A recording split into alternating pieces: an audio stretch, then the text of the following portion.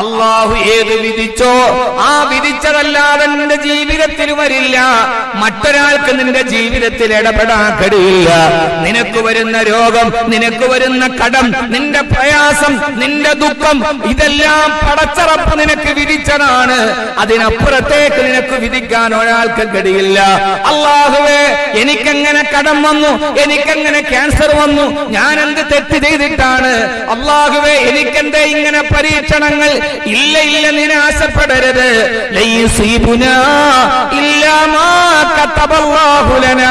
പടച്ച റബ്ബ് നിനക്ക് നിശ്ചയിച്ചതുണ്ടോ അതല്ലാതെ നിന്റെ ജീവിതത്തിൽ വരില്ല.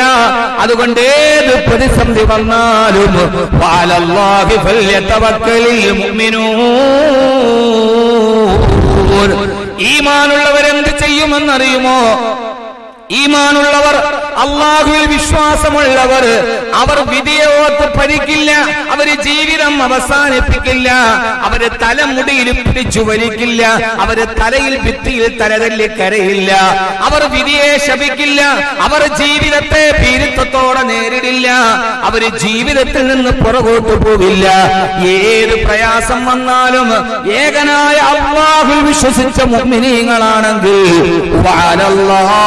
അവർ അല്ലാഹുവിന്റെ മേൽ ഫൽയതവക്കലുൽ മുഅ്മിനൂൻ, വിശ്വാസികൾ അല്ലാഹുവിൽ പരമേൽപ്പിക്കുമെന്ന് വിശുദ്ധ ഖുർആൻ.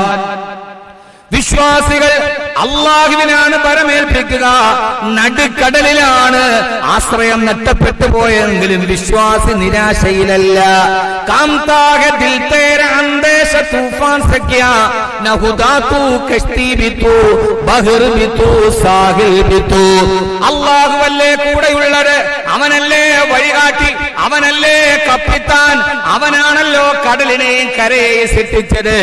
നടുക്കടലിൽപ്പെട്ടവനെ കരയിലെത്തിക്കുന്നതും റബ്ബാണ്, കരയിൽ നടന്നവനെ നടുക്കടലിൽ ആഴ്ത്തുന്നതും റബ്ബാണ്. അതുകൊണ്ട് വഅലല്ലാഹി ഫൽയതവക്കലിൽ മുതവക്കിലൂൻ. അല്ലാഹുവിൽ നിങ്ങൾ തവക്കുലാക്കുക, അവനിലേക്ക് പരമേൽപ്പിക്കുക. അതാണ് വിശ്വാസിയുടെ ജീവിതത്തിന്റെ പിൻബലമെന്ന് അല്ലാഹുവിന്റെ വിശുദ്ധ ഖുർആൻ.